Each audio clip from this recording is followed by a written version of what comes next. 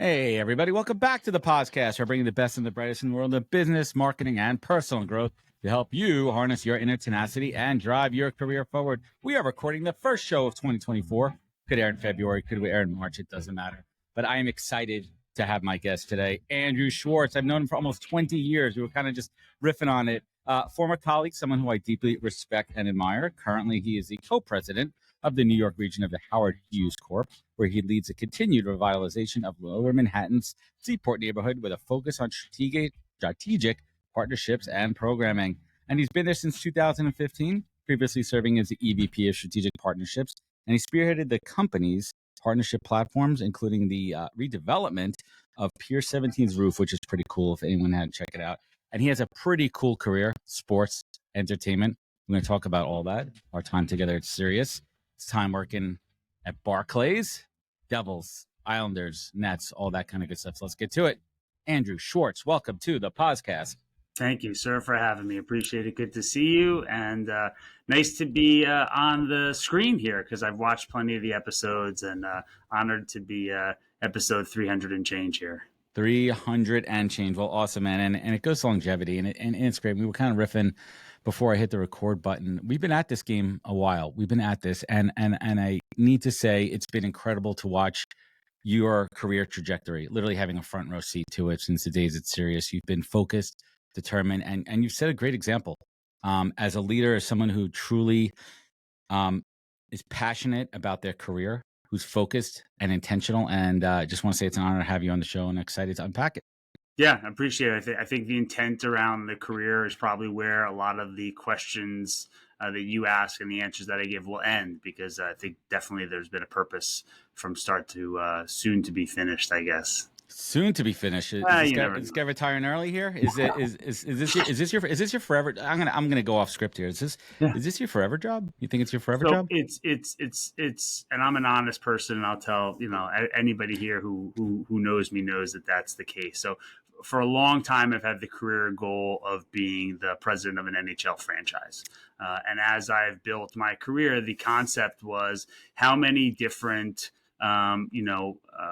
life and work experience can I garner over my, 20, be the best president of an NHL franchise that I can be. When I left the Brooklyn Nets and got here, I wasn't really sure what to expect, but I've been here for 8.5 years, the longest job I've ever had. And it's definitely someplace that I could see myself I wouldn't publicly abandon the goal of being a president of an NHL franchise, but I have a really great spot here. And there are some exciting things on the horizon, which I'm sure we'll get to. It's so interesting, too, because when you look at companies these days, all these tech companies that are folding, I mean, Howard Hughes, for anybody who doesn't know can you just give us like that quick kind of boilerplate, what the company is all about, little history lesson here? Because people know the name. They're like, Howard Hughes, isn't that guy, that eccentric guy? Didn't they make a movie about him? Yes. I wasn't asked to star in it, unfortunately. But yes. So we are, at our core, a real estate development company.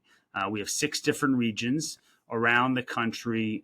Those regions are what are called MPCs, or master plan communities. And what we do is we have a very significant piece of land, thousands and thousands of acres of land. In the middle of that plot of land, we'll build some commercial and retail amenities right in the middle of the donut, if you will. Then we will go to home builders like KB or Toll Brothers, and we will sell the first ring around that commercial hole in the middle to the home builders for, let's say, $1 an acre. Then the more people that move in, the more amenities that are needed in the middle. We'll build more amenities. Then the next ring of land sells for $2 an acre, and so on and so forth. And it could last 40 or 50 years, that process.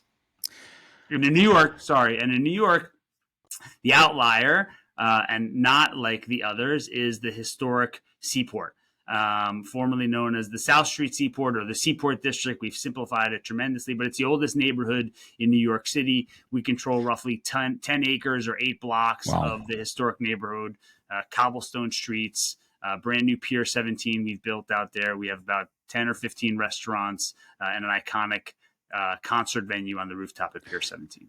It is incredible, and it's crazy. You have to be there, head down there yet, but we hope to do that this summer. But the history of that Seaport, man, I mean, it takes me back to my days. I think like my elementary school trips, right? When they still have the boat there in the harbor. Yeah, there Is are that the two Nina, the boats. Pinta, the Santa Maria? It's one of those, right? It's Or the two out of the Boston Tea three. Party, Two right? One out of of the those three. boats. Two out of three. We've renamed them. It's the Waver Tree and the Ambrose. The Ambrose is the original Right. lightship from New York Harbor. And could you still go down into it and tour Yeah, the of boat? course, Oh absolutely. man, I'm having flashbacks. I'll have to check it down there. But let's hit the rewind button. I want to talk about the power of internships, and this is interesting. Our careers actually overlapped a few different times in a few different ways.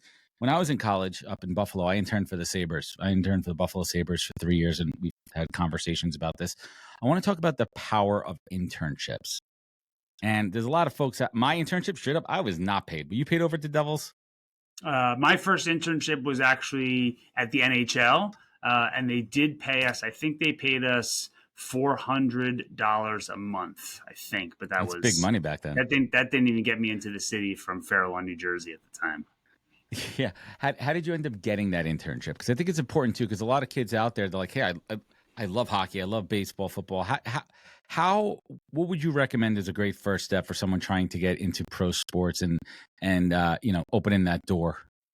Yeah, I mean, I think that especially in sports and entertainment, the internship route is almost a rite of passage. It's almost a must. You have to. There's no skill set that you can, attain in school that prepares you to go pick up towels in a visiting team locker room, or to get dressed up in a mascot costume, or to throw T-shirts into the crowd. The Those sorts of best. things. It really just has to happen on its own, and you have to be willing and able to go out and put yourself out there. Of course, network, get the right connections, and have discussions with the right folks. I will say, though, that in sports, the lead time on internships is 9 to 12 months. So Yeah. if you're thinking in May that I want to work for the Mets, and I think you're a Mets fan, I want to work for the Mets. Unfortunately. If I want to work for the Mets this summer, you're about a year late. You really need to be thoughtful Yep. about the intent around that plan and get ahead of it early. It's so funny too. I have such crazy stories. And I remember my first day, and I don't think I've told the story on the show. I'll tell it real quick. I'm working at the Sabres, and they give me a tour of the arena, and I'm kind of blown away. I mean, you have full access. I mean, pretty much I could walk into, aside from game day, I could walk into the Sabres locker room, and they're walking me around, and I go in and I see one of my idols, Dominic Hasek, just sitting on the couch, and he goes, and I'm waving my fingers for anybody who can't see her. He's like, "Boy, come here, get me Diet Pepsi." And I go and I get him. I'm like, "Mr. Hasek." He goes, "What?" And I'm just standing there. He goes, "You're just going to stand there?" He goes, "Sit down." And he's watching NASCAR or something. And I sat with him for an hour and I watched NASCAR with Dominic Hasek, just shooting the shit with him. Like the realest. This is my first day interning for the Sabres. That's and, great. And I was hooked.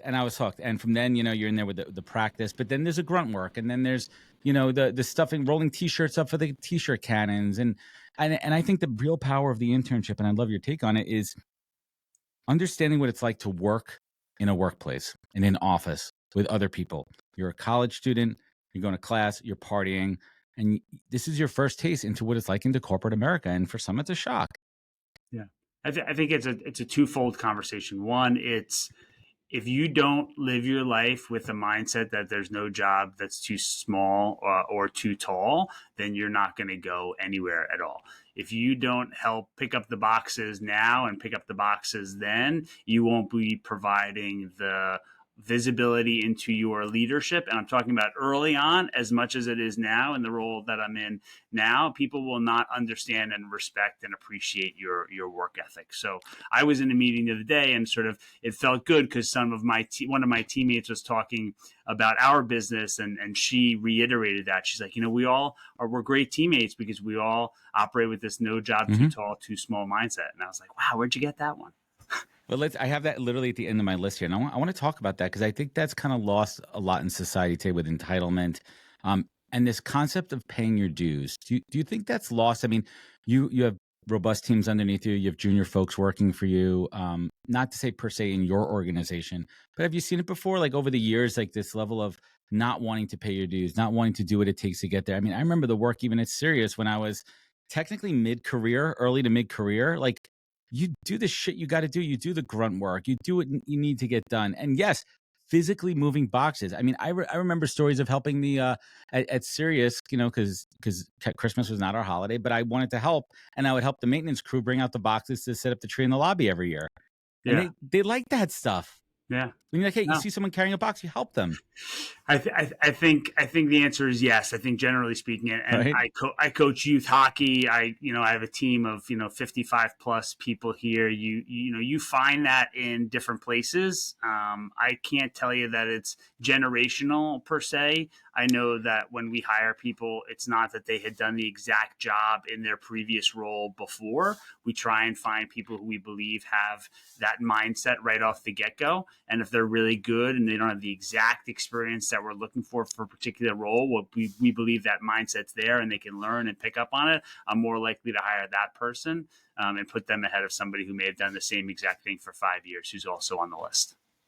When you're interviewing, how do you assess that? What are some of your go-to questions? How do you pull that out to assess character? Listen, I'm assuming by the time somebody gets to you, Andrew, they have the skills or most of the skills necessary for the job they're applying for. But how do you pull out the character, the work ethic in a 20-minute, half-hour interview? Yeah, I wouldn't say that I have a formula. I would imagine you probably have a much more eloquent way No, of executing that. no, I do not. It's Spidey sense for me, man. I'll tell you what I do.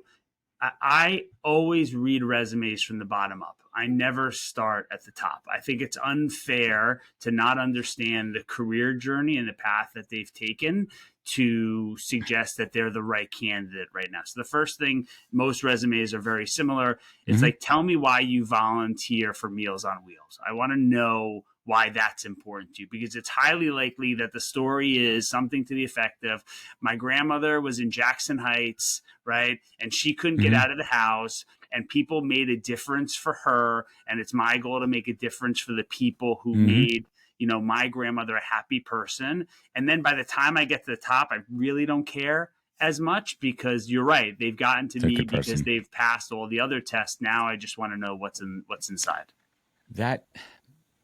It's interesting too, like the way I like to do. I mean, I'm a recruiter. I look at resumes all day long. First thing I do is I look at the first thing just to make sure that they're in the wheelhouse of what I'm looking for and current experience. And yes, I look at the bottom. I like to see their trajectory. I like to see their journey. What was one of those things you remember when you were at the NHL, then you went on to the Devils? Keep me straight there.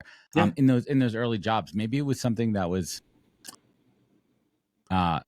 you were expecting it to go one way and it happened to be something different. Maybe one of those hard lessons learned the hard way.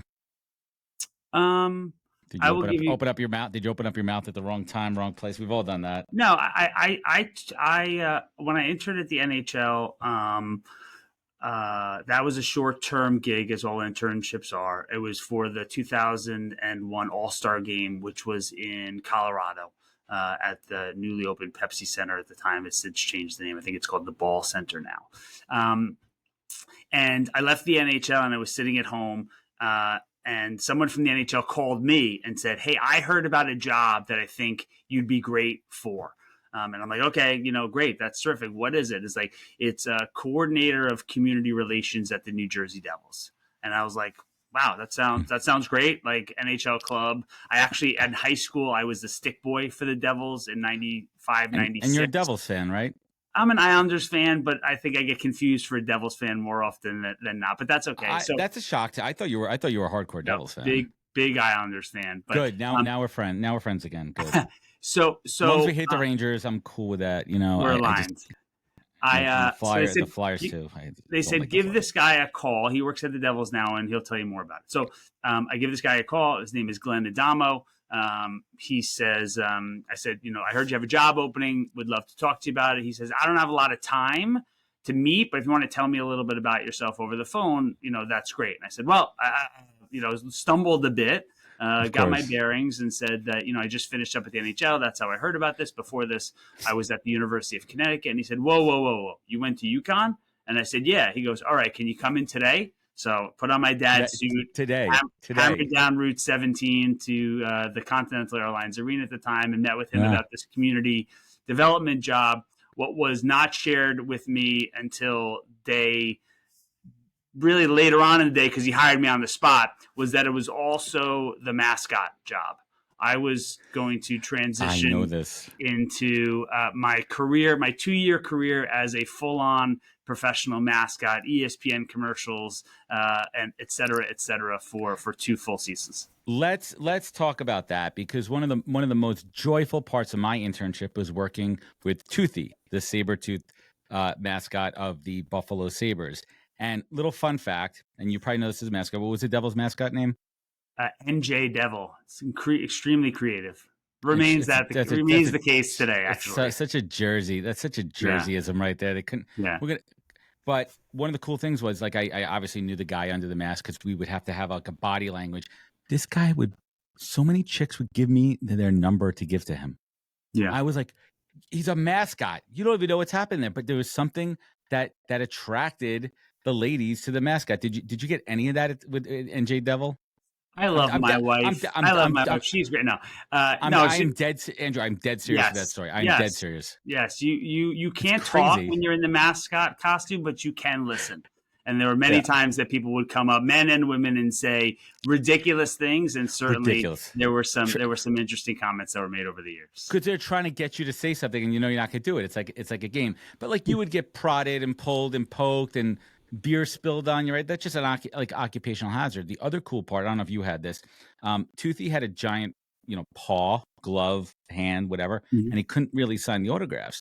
So he had this Sharpie. I swear to God, it was terrible, and it was like this big, right? He had this giant Sharpie because he couldn't like grip around it. And I still have that Sharpie to the day downstairs in my workshop, in my toolbox. I've always kept it with me as a reminder. But it's like a novelty Sharpie.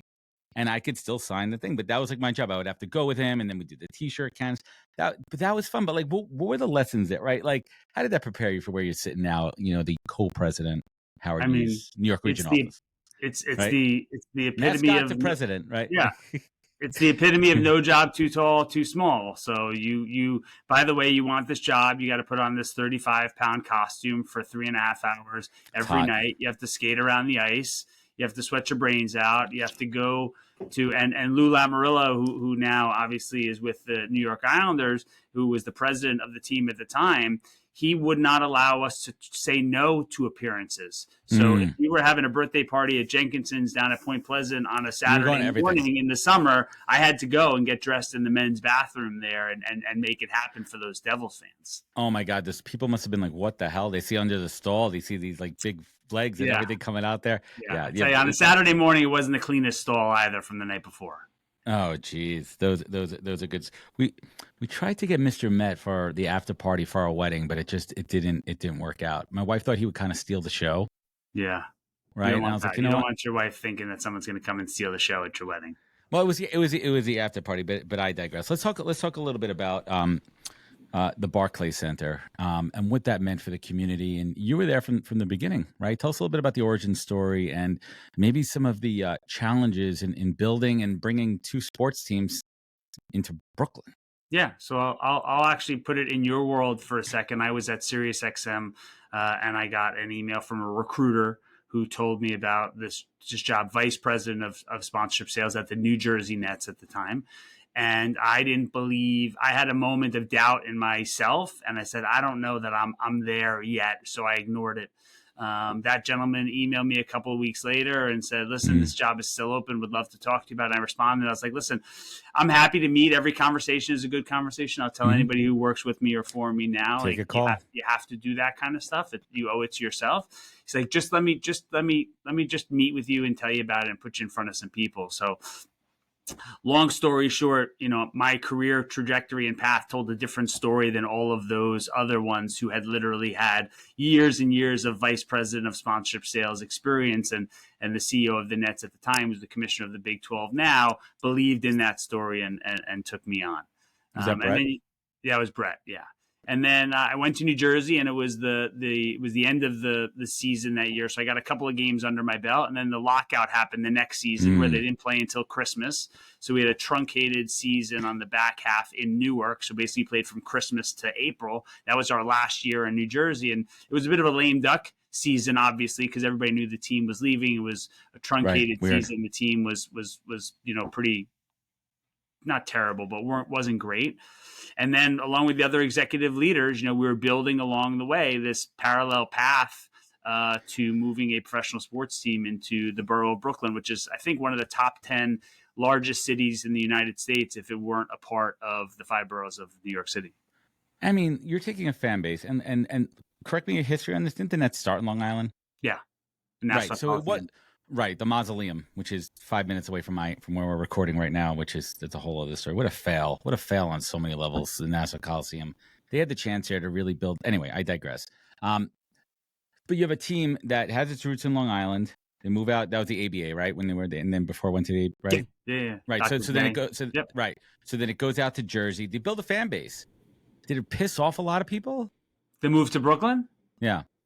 I don't know that they had, they made back-to-back finals, I think, in the 2001, 2002 timeframe. I think they lost to the Spurs, and then they lost to the Lakers. And I think at that point in time, there was Kerry Kittles and Drazen Petrovic, and they had a fan base, but I don't know that there was any superpower caliber player that had brought them to any far-reaching, top ranks in the NBA. And actually, the team moved to Newark in part to start to get the New York City corporate season ticket base used to getting on the train and going to Newark to where Prudential Center is, because in a year or 2 years' time, they were just going to get on the subway from Manhattan and just go to Brooklyn. So they got them accustomed to being on mass transit versus you had to get in your car to go to the Meadowlands. So, I thought it was a slam dunk, pun intended, going to Brooklyn. I thought that the neighborhood was primed for it. I mean, yes, you're battling a Nick City, right? But how did you? I mean, I forgot what the tagline was. Welcome Brooklyn or something. There was something. Hello Brooklyn. Hello done Brooklyn. by the world famous marketer Elisa Padilla. And what were What were those early challenges? Yeah, I mean, there was such Acceptance a desire. There was such a desire and an excitement to bring the team to town. Bruce Ratner was a Brooklynite, and he owned the team at the time before selling it to Mikhail Prokhorov, the Russian oligarch. Jay-Z was a quote-unquote owner. Percentages have been often debated in the news and on social media, but he had a seat at the table. And Jay is a Brooklynite. You can't get more iconic than Jay-Z. And the black and white colorway was the first true black and white colorway in professional sports, and Bold. it was a defining moment. And the launch campaign was really successful. We were bringing tremendous amount of jobs to Brooklyn. It was at the corner of Atlantic and Flatbush. The mall was already there. Beautiful arena. Beautiful. Tremendous exterior look and feel, tremendous interior look and feel. We trained all of our staff with the Disney Institute from a hospitality perspective. So there were so many different parallel stories about how this was going to be a good thing that, although there were challenges, of course, the anticipation outweighed any negatives connected to the delays that had occurred in prior years. And the whole, correct me if I'm wrong, keep me straight on the timeline here. When did they start to introduce the one-off third jerseys, right? The custom design from the folks in the city. I don't know the answer to that. Oh, I thought that was during that was. It may have been, but I can't give you an exact timeline. I mean, we had some merchandise folks, gentleman by the name of Tyrell Kirkham, who just pushed the limit. Yeah, that's what you introduced me to him. I had him on my show. He's awesome, and now he's some crazy big job. What's he doing now? Big 12. He's also at the Big 12 with former CEO President, right? And that's Brett Yormark. Yeah. What a good dude. We had a great conversation, and thank you again but it's not all that glitters is gold. Some challenges with bringing the Islanders over, because the Islanders, as you know, that fan base, we are savage, grimy Long Islanders, and we're like, we got to go to Brooklyn. And to be honest, it wasn't the best arena for hockey. Correct me if I'm wrong. The scoreboard wasn't centered. It wasn't set up right for hockey. One of the end zones was. It wasn't. The players didn't really love it, from what I heard. Yeah, so I mean, grimy Long Islander. I mean, that sounds like you're talking about somebody from New Jersey, but I understand the point. No, we have a lot of similarities. As much as we talk shit about the Jerseyites, there's a lot of similarities, and I think the Long Islanders are a little bit grimier, to tell you the truth. Okay, well, coaching youth hockey now, I can tell you that we play the Long Island teams. It's a tough crowd there. How old are the kids you're coaching? They are 12 years old. you're definitely playing against my friend's kids that are in the Junior Islanders. We'll talk about that offline. Yeah. My buddy's kids are playing. They're like, these kids have crazy hockey here. They're 12 years old. They're 5 a.m. Like, they're awesome. My friends' dads are out there schlepping them out. It's like, this is good stuff. Yeah. All right, so back to the Islanders. That is my life. Yeah, so the building was built for basketball. Unequivocally was a basketball-built building, and the reason they did that was because they wanted to put more permanent seats closer to the court as possible, so that they can stretch the lower bowl and then have the appropriate suites that felt closer to. And while it had a rink underneath it, the eventual goal was, if it works out, great, but it doesn't need to be a priority, because the priority is for basketball. And yes, when we brought the Islanders in, there were some challenges because a rink is 200 by 80 versus 94 by 50. The scoreboard was in a certain spot for the dimensions of a basketball rink and a basketball court, and a hockey rink didn't exactly fit. And yes, on one side, I think it was the south side, it's open. The roof, it was like the stands, right? And the stands the upper deck couldn't see the entire way. You couldn't see the close zone, if you will, the close defensive zone, depending on who was where. But yes, and it was tough too. I mean, you're talking about a fan base that didn't really embrace it. Yes, the Long Island Islanders fan base didn't. We did a lot of work with the Long Island Railroad. Ownership they didn't want to come on in. The railroad. We put the players on the railroad to have them come to the game. It's easy. I have no problem going to Barclays. The train station is a minute from where I'm standing right now, and I don't mind going to Barclays. But people did. They like the tailgating. They like the element of driving there, and a lot of them driving drunk home. But you don't want that, right? But the train. You built up a campaign with the train. What was one of those big lessons learned from the whole Islanders migration? I think that what doesn't break you makes you stronger, kind of a thing. I think that we wanted it to work, but what happened in the end is we bought Nassau Coliseum. The Mikhail Prokhorov and Onexum holding group. We bought Nassau Coliseum. We put $160 million into it, and we actually found a way to put the Islanders back there, albeit for a short period of time. A very important time in the trajectory of the team, because they made the playoffs, and the fan base was just absolutely rabid. The barn was rocking. Yeah. So I guess whatever's old is new again, to some extent, is the lesson learned there. We're able to put them back in the place that they had come from, and albeit they've departed since then. But for our win in that moment, we were able to buy another arena, put 160 plus million, and move a team back to where they belong. Well, you can't put lipstick on a pig. It's still Nassau Coliseum at the end of the day, even though it's a big shiny thing, the bean right now. Now it is. It's good. Have you been out to UBS Arena yet? I have, on probably a dozen occasions. Awesome. I love it. It's kind of my wife's law firm has a suite there, so I've been to a bunch of the Islander games there, and it's a lot of fun. The sight lines are great. It's kind of understated. Like, it's $1 billion arena. It's a beautiful building, but there's something understated that kind of fits in, because Barclays is loud. Barclays is Brooklyn. Barclays is black and white, shiny, glossy, in your face. UBS, they built it for the fans and for the community. What do you think of the arena there? Yeah, I think a lot of brick on the outside looks like it should fit in there, especially next to the racetrack.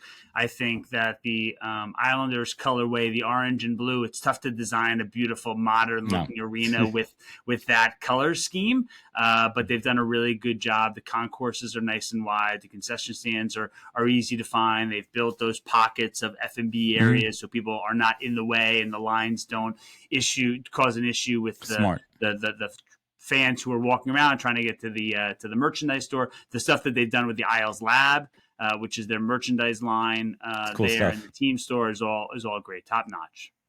How do you apply a lot of these learnings from sports into this cosmopolitan city, Pier 17, building a concert venue on the roof? Yeah. How do you apply those sports lessons in hospitality to a music venue? Well, first thing I did was hire people who came from sports, because they have that similar mindset. The late night, the Sunday game against the Timberwolves in Brooklyn in the middle of a snowstorm, and you live in New Jersey, but you got to go. Everybody has.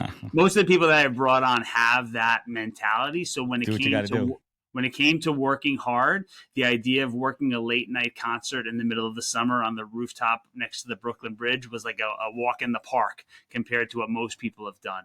But at their core, they knew that, they were going to have to work hard, and that no job too small, too tall mindset came back and came to life again. I think just generally speaking, the idea that, we could do something transformational. People I hired were from who had opened Citi Field, who had opened MetLife Stadium, who had opened Barclays Center. We were going to open a new venue. They needed to have that mindset that there's this tremendously truncated period of time before you open that it's absolutely insane. But then you've done something transformational. You've done something insane for some people to consider that leads to great success for them and for the business. There's something about the folks that work in sports and entertainment. They understand the two things: one, the urgency of it, and then the end user, the experience. Right? Your job is to make an amazing experience for the people that come there, and that kind of transcends everything in the way you work and the way you produce. And there's just a different vibe. So I want to take a little bit of a turn, and I want to go back to a little bit. I want to talk about your passion for hockey. I know you do a lot of work with disabled hockey players as well there too. Talk to us a little bit about how that side of your professional and personal life intersect, and what that means to you and your family. Hockey, I can trace everything back to hockey. I can trace this job back to hockey, and I will give you that story because it's a good one. The guy who built Barclays Center, his name was Shervin Baftechi. He was the construction manager. He was a hockey guy. We laid the rink down in August of 2012 before Barclays Center had its grand opening. I was in New Jersey. He said, "The ice is ready. Can you come to Brooklyn right now and be the first person ever to skate on the ice with me?" And I grabbed my gear and I drove into Brooklyn, and I was the first ever to skate on the ice at Barclays Center. That same guy, Shervin Baftechi, is the guy who built Pier 17, where I work now, and called me after 5 years at Brooklyn and said, "I want you to come and work at this company. Come and be transformational with your mindset and build a partnerships business." And hockey, because we were hockey fans and friends originally at Barclays Center, made him think of me first and got me over here. So, yeah, I mean, the sport, from internships, from the way that I give back to now the connectivity that I have with my son, making memories with my family, going to games, traveling to tournaments, it's core of who I am. I actually have a bunch of trophies here. I was contemplating putting them behind me for the podcast. I still play. I'm on the ice 3 nights a week myself for my old man beer league hockey, and I find business and personal relationships are threaded through it all. I love it, and that's a tremendous story. I've had I don't know if you caught the episode with Chris Pronger on the show. I don't know if you listened back to that. Yeah, he was amazing. We had the fun. We were just laughing the whole. Like we were just. Did you see the? And I'll send it to you afterwards. It was an all-star game, and Justin Bieber, who's a hot group of Canada, Justin Bieber's out on the ice, and Pronger smashes him against the boards. Gives him a nice little facial against the boards, and I brought that story up, and he was telling that story. But Pronger was great. I also had crazy story. You familiar with the Dave Scatcherd story too? Yes, of course. Yeah, Dave Scatcherd. Fun fact: that is my #1 most downloaded episode. Dave Scatcherd. Wow. And it's the craziest story of his transformation. And he tells the story of he grew up in, bumblefuck, northern, on wherever the hell they are up in near the Arctic Circle up there. He never wanted to be a fighter, and he's a big dude, but he had to. And that broke him. That broke his spirit. That broke everything about him. And he had to transform after he, almost died on the ice. He did die on the ice, and he had to rebuild himself. And it was I go back, I listen to it like every few months. I'm like, geez, like hockey players are a different breed. Hockey's a different sport. So let's talk a little bit about playing with your son. Like, was it like he didn't even have a choice? I don't care if he doesn't want to play hockey. This kid's getting on the ice before he could walk. He's got skates on. Or be like, you know what? Did your wife say to you, Andrew? Like, what if he doesn't like it? Yeah. He had, of course, he had a choice. It was either hockey or street hockey. I mean, I gave him I gave him a variety of options. I think my wife and I are high school sweethearts. Used to come to my street hockey games. I think she knew early on that this was going to be, if he liked the path for him. She saw the joy and the career that it had given me and the lifestyle that it had given us. And I think that there are worse things that you could force your little one into. Get out there. My biggest regret is that even though I coached the University of Connecticut women's ice hockey team for 4 years, I cannot get my 10-year-old daughter to buy into hockey. Loves skating. We put a rink in the backyard in the wintertime, so she gets out there and she enjoys it, but she's not ready for the hockey life. It's all right. As long as she's skating and you guys could all skate. Does your wife skate? She has to. Yes, she does. Yep. There's no way she couldn't skate, right? That's not. But let's talk about that a little bit. The passion of the kids. So my little dude, my passion is Legos. If I pan the camera over there, I keep all my adult Legos up there. I got spaceships. I got all these crazy things over there. And I've been playing more and more Legos with my little guy, and he's finally advanced into that phase. And it's like when you're able to do something with your kid that you love so much, that's parenting, man. That's the shit. That's like on a rainy, cold Sunday morning when it's my turn to get up early with him, and we're down in the basement just building and creating, and he's not on his iPad, but I'm watching him think. And the same thing with hockey. You see your son out there like thinking of the plays and hustling and working his ass. Like that's the good stuff, right? Let's talk parenting a little bit. What's what's your secret sauce? I'm most proud when he's got a smile on his face because he did what he wanted to do and accomplish. I would tell you, my parenting advice to you is don't be mad when he stops loving Legos and when he moves on to something else. Find a way to be a part of whatever that something else is so that you can maintain that relationship, even if it's not your number one personal passion. Because definitely, I'm a Lego guy too. We were all, we've got all the Legos downstairs. We actually keep them on the shelf and they haven't been touched because he doesn't care anymore. But he moved into the hockey and he moved into the baseball and he moved into other things, and we'll continue to do that. I think that embrace the passion. Yeah, for sure. I think that, having your kids see how hard you work and be a part of your professional experience, if it's at all possible, is really important early on. An understanding of not what you do, because it's difficult for them to comprehend, but the why you do it.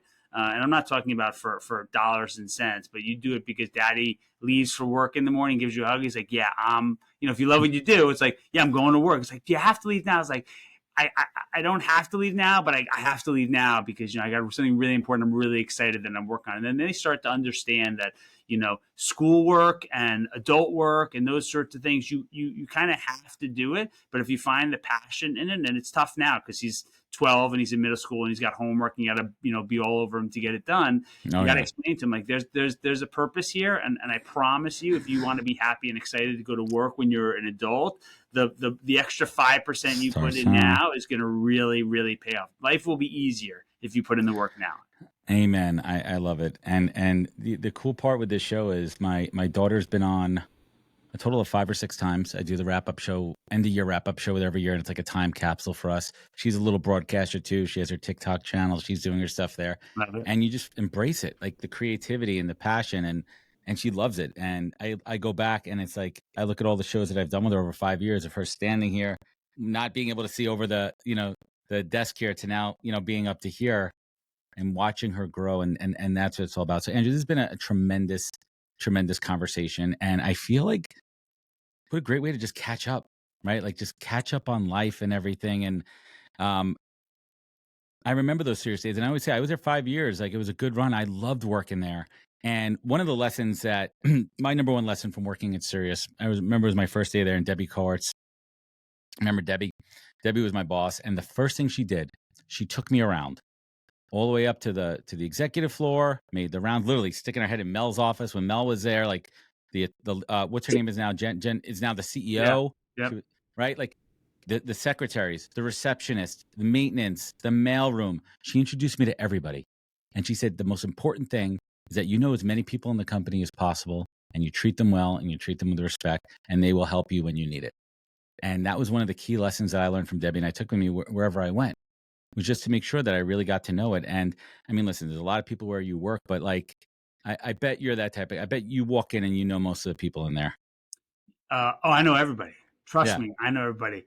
And the way that I operate is I'm at my desk about 25% of the day. 25% I'm in a conference room, and 50% of the time I'm walking around the property, or I'm walking around the office, or I'm sitting in someone's office or in the cube, and I'm not taking away from their productivity. I'm adding to the trust that I have in them by engaging with them individually. And it's not a secret. It's a big part of why, I hope that people, stick around, and how I can inspire them to be better leaders and better partners for us here at Howard Hughes and Seaport. I love that. I love that approach. And I speak to so many leaders, and it, to a certain extent, like, it becomes a scalability issue if and when you could do that, but you do it as much as you can and when you can. So Andrew, let's bring it home here. What is the single greatest piece of advice you've ever received that you take action on daily? It could be a mantra, something when you wake up in the morning, something that you say to yourself in your head to get your day going. I mean, I am not afraid to be uncomfortable. And I think that people should be mindful of the same. And it goes to the way you care for yourself personally and the things that you do in your relationship. It goes for the willingness to raise your hand in a big meeting full of executives and say, I don't know what that means. Can you explain it to me, without saying this is a really dumb question? If you're not uncomfortable, you're not challenging yourself, which may be a little bit cliche, but I don't shy away from things that are uncomfortable. That's some solid advice. And last but not least, you look back on your life, and you certainly had the rough moments and trials and tribulations, and you had those hard parts. And you look back on those times, and you had to reach down deep and harness that inner tenacity to pull you up and forward and take on a new job, take on a new challenge. And in the same breath, you sit here with gratitude and appreciation for this life, this family, this career that you created. Andrew Schwartz, what is your focus? What is your beacon? What is your North Star in life? My North Star is to provide for my family and the people who are around me an example of somebody who did it the right way. And that doesn't fall in one particular vertical of family only, or work only, or hockey only, or coaching only. Just nice to be around people who appreciate the process and appreciate the trajectory, understand that you're there for that quiet moment where they just need somebody to talk to, understand that you're there to challenge them, to have hard conversations that make you uncomfortable. And by the way, I think the two connect together. And the trust that comes with all of that. My family needs to trust that I'm doing the right thing. I need to trust that they're working hard. My teammates trust, our shareholders trust, my boss trusts, etc. So I think that's what I would say, that if you can understand that trust is at the core of it all, those uncomfortable things won't be uncomfortable. The growth won't be so scary, and the opportunities will present themselves. I love it. This has been a good one, Andrew. I want to thank you so much for joining me. Hang with me one moment here as we sign off. If anybody wants to learn more, check out the Seaport at theseaport.nyc. You can follow Andrew on LinkedIn. You can find him, Andrew Schwartz, on LinkedIn. Howard Hughes Corp, Howard Hughes Partnerships. You could check it out anywhere else. Where are we missing? No, that's it. That's good for now. My Instagram is not something that anybody wants a part of. There's nothing exciting over there, except maybe some old pictures of my son and I building Legos when he was 6. I love it, Andrew. This has been awesome. I love catching up. Hang with me for 1 second here as I sign off. And everyone listening, if this episode resonated with you, leave a review rating. It goes a long way. Sharing means caring. Find out more at thepodcast.com. Follow us on all the social media channels. Remember, be good to yourself, be better to others, and catch us next week for another great episode of the podcast. Take care, everybody.